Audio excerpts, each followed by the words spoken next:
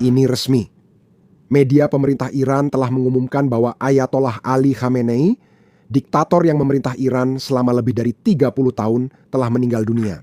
Rezim tersebut mengumumkan 40 hari masa berkabung dan 7 hari libur nasional.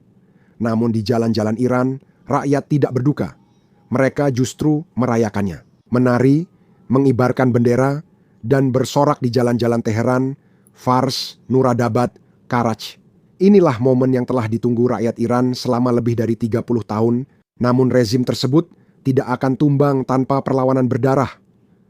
Pertarungan terakhir untuk masa depan Iran telah dimulai, dan kekosongan kekuasaan kini terbuka lebar. Kisah kita hari ini dimulai dengan siaran resmi yang mengubah sejarah. Dengarkanlah. Sungguhnya kita adalah milik Allah dan akan kembali kepadanya.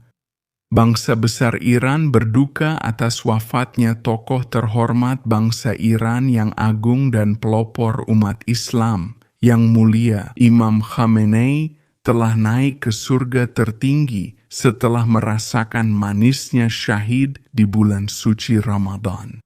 Selama berjam-jam, saat Israel dan Amerika Serikat melaporkan kematian itu, media Iran membantahnya. Kini bantahan itu sudah tak ada lagi. Inilah pengumuman yang memberitahu rakyat Iran bahwa pemimpin tertinggi mereka telah wafat. Konfirmasi resmi dari televisi pemerintah. Dalam siaran ini, rezim berjanji akan membalas dendam. Jenis balas dendam yang belum pernah terlihat dalam sejarah Iran. Kita akan membahas seperti apa balas dendam itu sebentar lagi. Pertama, izinkan saya tunjukkan reaksi nyata rakyat Iran yang mungkin mengejutkan Anda. Ini di kota Fars. Orang-orang di jalanan merayakan dan Anda bisa mendengar seseorang berteriak ke arah kamera. Apakah aku sedang bermimpi? Halo, dunia baru. Setelah 30 tahun penindasan, eksekusi, dan pembantaian, inilah reaksinya. Hal yang sama terjadi di kota Nuradabad. Orang-orang mengibarkan bendera dan meneriakkan yel-yel. Lalu di kota Karaj, orang-orang benar-benar menari di atas kuburan metaforis sang pemimpin tertinggi. Pria ini memerintah dengan kekuasaan mutlak selama 3 dekade, dan ketika dia meninggal, rakyatnya menari. Ini adalah sesuatu yang disaksikan seluruh dunia.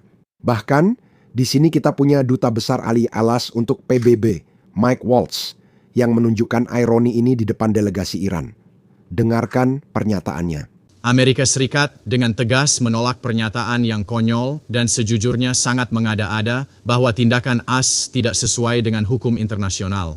Selama 47 tahun rezim Iran telah meneriakkan, kutip, kematian bagi Amerika di setiap kesempatan.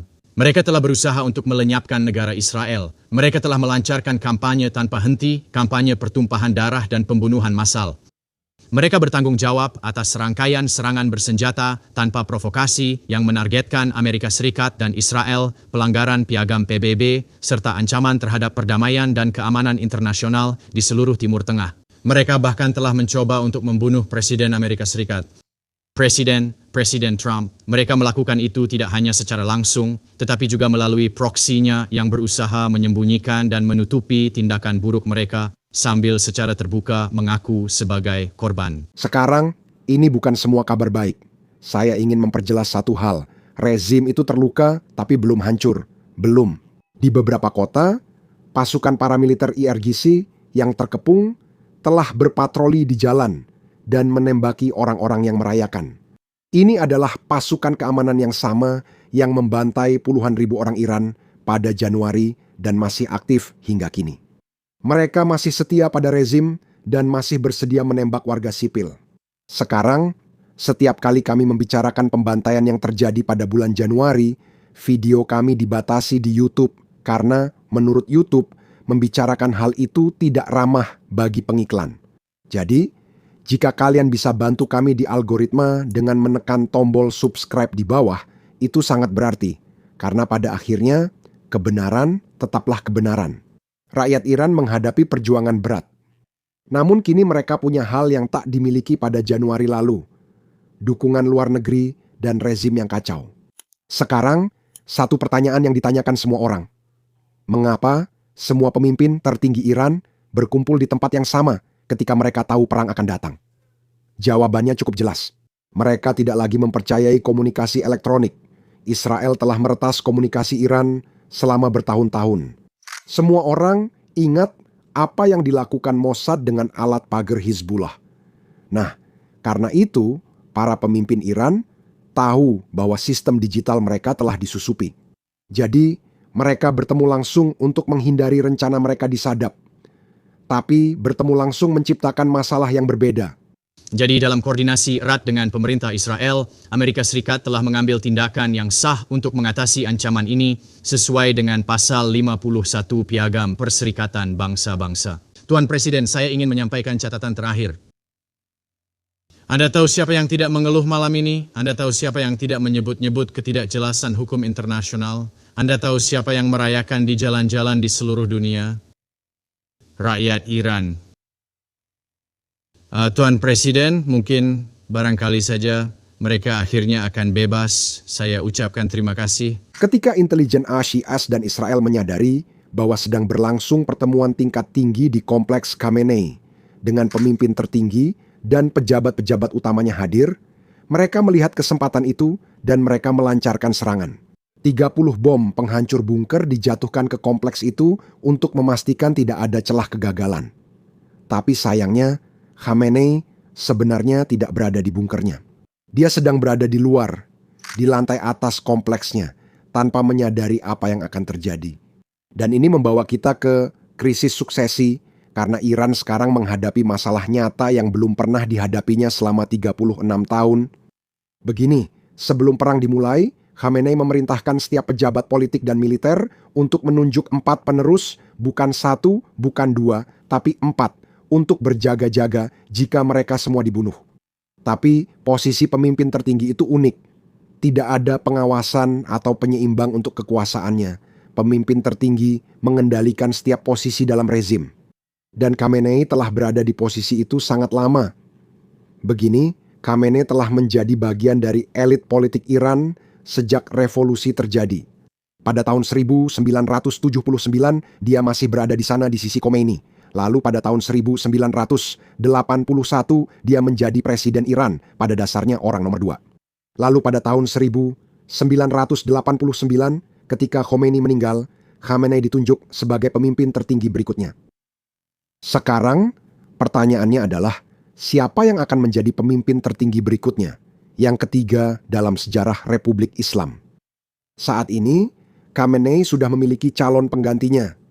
Kebanyakan orang mengira itu adalah putranya, Mujtaba Khamenei. Dia memang dipersiapkan untuk peran ini. Namun menurut laporan media Barat dan Israel, Mujtaba sebenarnya berada di kompleks itu saat serangan terjadi. Dia kemungkinan besar sudah tewas. Ada hal menarik. Media pemerintah Iran mengumumkan kematian Khamenei, pemimpin tertinggi. Mereka menyebutkan putrinya, mereka menyebutkan cucunya, dan mereka mengatakan anak-anak. Tapi mereka tidak pernah benar-benar menyebut Mujtaba, putranya, secara nama. Jadi itu agak aneh bagi saya. Jika dia masih hidup, mereka pasti sudah menyebut namanya. Jika dia sudah meninggal, mereka juga seharusnya menyebut namanya. Jadi tidak masuk akal kenapa dia tidak disebutkan dan kenapa mereka menggunakan kata anak-anak. Keheningan itu agak membingungkan, setidaknya bagi saya. Saya yakin kita akan segera mendapat detail lebih banyak. Sekarang ada hal menarik lainnya. Seberapa dalam intelijen Israel telah menyusup ke dalam masyarakat Iran, karena detail ini benar-benar gila. Setelah serangan itu, seseorang benar-benar masuk ke kompleks tersebut, mengambil foto jenazah Khamenei dan mengirimkannya ke intelijen Israel. Lalu pihak Israel menunjukkannya kepada Presiden Trump. Barat sudah mendapat konfirmasi kematian Khamenei sebelum rakyat Iran sendiri tahu apa yang sedang terjadi. Sekarang, tentu saja, kita harus ingat bahwa media Iran sengaja membantah laporan-laporan tersebut karena mereka ingin menunggu sampai pagi untuk mengumumkan kematian itu. Itu adalah hal yang selalu mereka lakukan, mungkin karena agama atau tradisi. Saya kurang yakin, tapi kemungkinan besar mereka sengaja menunggu. Mereka tahu Khamenei meninggal, tapi memilih mengumumkannya keesokan harinya. Namun demikian, ini menunjukkan satu hal. Tingkat infiltrasi Mossad di dalam Iran benar-benar luar biasa. Sekarang, kita sebenarnya sudah tahu hal seperti ini karena baru-baru ini mantan Presiden Iran mengakui sesuatu yang cukup luar biasa. Silakan dengarkan sendiri. Pengakuan Mahmud Ahmad Nikat berlanjut. Lenjir dalam sebuah wawancara baru-baru ini, Ahmad Nikat menyatakan bahwa pejabat tertinggi dari unit di dalam Kementerian Intelijen Iran yang bertanggung jawab melawan Israel ternyata adalah agen Israel. Itulah tepatnya yang sedang dihadapi Iran. Jadi, sekarang pertanyaannya, siapa yang sebenarnya menjalankan Iran saat ini? Menurut media pemerintah Iran, siaran yang sama yang mengumumkan pembunuhan Khamenei, mereka mengatakan bahwa sebuah dewan kepemimpinan sementara akan mengambil alih tanggung jawab Khamenei. Dewan itu adalah dewan yang terdiri dari 3 orang, yaitu Presiden Peskazin, Kepala Kehakiman, dan seorang ahli hukum dari Dewan Penjaga. Mereka akan sementara mengambil alih tanggung jawab pemimpin tertinggi sampai yang berikutnya dipilih atau ditunjuk. Sekarang, proses pemilihan pemimpin tertinggi yang baru terdengar agak menarik.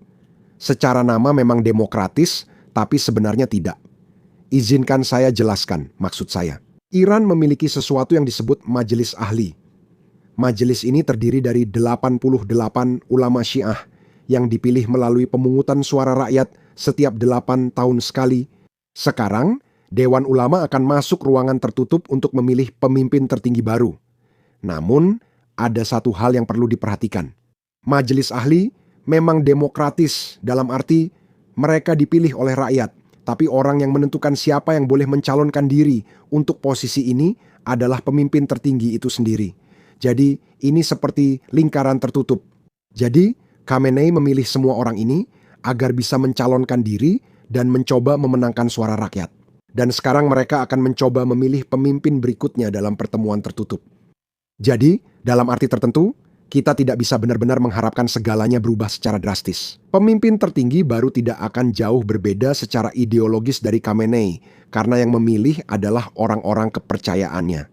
Jadi, itu perlu diingat. Sekarang, berapa lama proses ini berlangsung? Itu akan menjadi menarik karena, seperti yang saya katakan, ini belum pernah terjadi sebelumnya.